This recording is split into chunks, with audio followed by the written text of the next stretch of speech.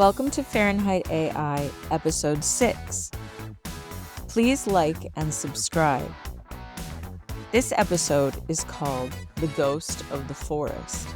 We're going to reference some of the things that we've already learned in new spaces, and we're going to take a look at animation. The animation that you're watching was generated by AI. Playing around with animation and AI has been a journey for me. I used Kaiber to explore AI animation. As an animator, it's frightening to see things that I could make be generated so quickly.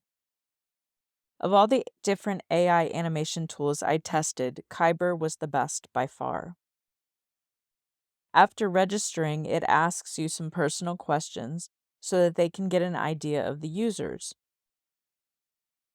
I really liked the interface because it was simple, but I particularly liked the animation.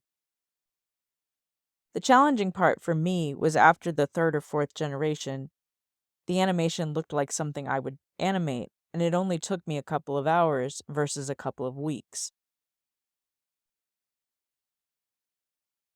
I started by trying to generate a morph between the letters IK, which is Ink Kitchen, and AI, to generate a bumper logo for Fahrenheit AI. I said in the style of black and white animation because I love black and white animation. There were some options to choose where you can render prompt aesthetics. Just like an ideogram, you can use presets to render certain aesthetics. There's also an Evolve button, which allows you to stylize and create things that are more abstract. It's a lot of fun to play with. The first generation I did gave me this, and I have to admit, I was blown away. It wasn't quite what I was looking for, but it was just fascinating to watch.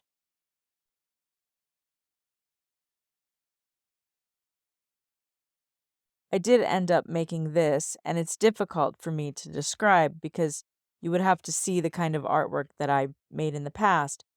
But this is almost exactly like my animation style, something that I would have made.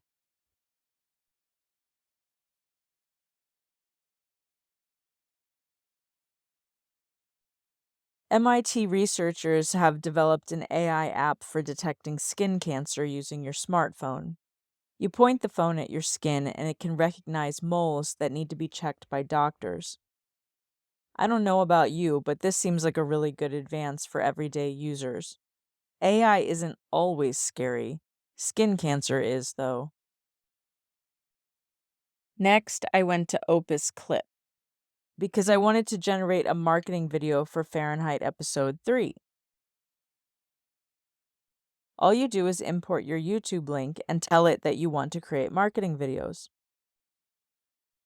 And I generated this. Hello. Midjourney could be better at generating text. We all know that. But is there something that will generate text? Something that we could use that is AI and that is good at generating AI text? Today, ideogram is that solution. Next, I went into ideogram and I developed the word tryckuset, which is Swedish for the printing shop. My friend in Sweden runs a printing shop with a digital hybrid press. So for my next project in Fahrenheit AI, we decided to create a marketing shirt for his shop. I studied some things about Sweden and came across the ghost of the forest. It's a white moose, and I got really interested in this moose. I went to my researcher AI agent that I've named Sage, and I asked Sage to give me more information about the ghost of the forest. Sage started by Googling things. Well, I can do that, so I asked Sage to be more discerning. Don't get me wrong. Sage led me to websites about Swedish folklore and actual images of the white moose. Sage even showed me American folklore around the white moose, which was pretty scary. It was nothing like the Swedish moose. The Swedish moose is actually good luck if you come across it in the woods. It's a rare moose, but because it's been protected in Sweden, it's starting to have a larger population. Don't get me wrong. Sage taught me the legend of the white moose in Sweden is not so much a myth, but rather a natural occurrence that has been wrapped in mystical connotations due to the rarity and beauty of these animals. The white moose isn't a separate species, but rather is a result of a genetic mutation that causes a white coloration similar to albino moose. However, the Sami people indigenous to Sweden regard the white moose with a strong degree of respect and even fear for its majestic appearance. It was considered taboo to harm a white moose. The white moose, also known as the ghost moose, came to be associated with purity, grace, and the divine. Killing one was seen as a crime against the divine, and it was thought to bring bad luck or a curse. According to some legends, the white moose was a sign from the gods, a symbol of their presence, or even an embodiment of a god. In some tales, the white moose was the guided spirit of their ancestors visiting them. Sage said, "Remember, these legends and beliefs can vary greatly based on local cultures and traditions." And that was true because the main United States white moose is called the specter moose. It is 3 times bigger than a normal moose, and it has been sighted in Maine since the 1800s. There are stories of how people have killed it, hung it up after they've shot it, come back the next day, and the moose was gone. Then they see the moose the next night walking through their town. In Kerala, India, AI traffic cameras have been at the center of a peculiar mystery. A mineral water distributor received a fine from the Motor Vehicles Department for not wearing a seatbelt. However, when he saw the accompanying image, it showed a woman seated next to him in the car, a woman he claims he has never seen before. The driver insists he was alone in the car. He says, "The car in the image is mine, but I have no knowledge of the woman in the visual." Despite his confusion, he has agreed to pay the fine for the seatbelt violation, but remains adamant about getting an explanation for the mysterious passenger. Another AI camera issued a similar fine to a driver, and in that instance, the camera mysteriously replaced the images of the children in the back seat with that of a woman. After I did the research, I went to ChatGPT-4, which can see now. I fed in all of the moose images that Sage and I had collected, and I asked ChatGPT-4 to generate a ghost of the forest.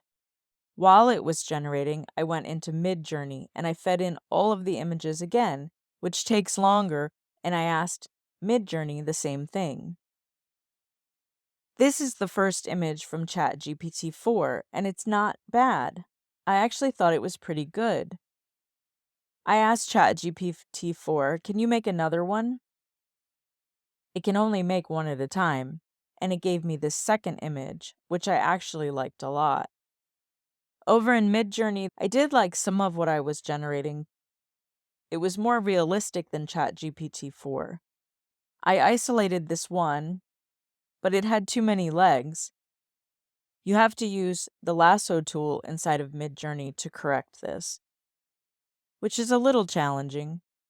Over in ChatGPT-4, I asked it to improve on the image, and it gave me this one, which was very eerie and ethereal. Next, I said, "Can you combine together images?" It wasn't able to, but you can describe what you like from each image, and it will give you a new image. And it gave me this. This image also had too many legs, but in ChatGPT-4, to fix that, I just asked it to remove the extra leg, and it gave me this image. ChatGPT-4 is not currently able to modify images that it has just generated. It always generates something new. Midjourney is able to modify images using very subtle, or the lasso. I asked ChatGPT-4, "Can you create a 3-cell animation of a moose?" that's transitioning from a standard moose to a ghostly moose. And it did. When I asked Midjourney for ghosts, it gave me this. Back in ChatGPT-4, I continued to generate some ethereal-looking images, and I played around a lot. I tried to use camouflage, which was really interesting, and ultimately I found an image that I loved.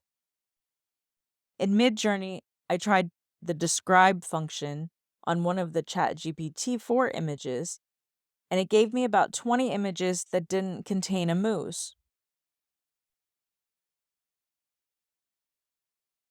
Midjourney finally gave me this image, which I thought was good, but it wasn't white, and it didn't look like a ghost of the forest. This is the final. The customer was really happy. I added the text from ideogram and made it into a ghostly watermark so that when it prints, it will show the really fine detail and transparency, showing off the quality of the print method. I generated a t-shirt mock-up to be printed with a digital squeegee in Sweden. Overflow, population coming quickly, it'll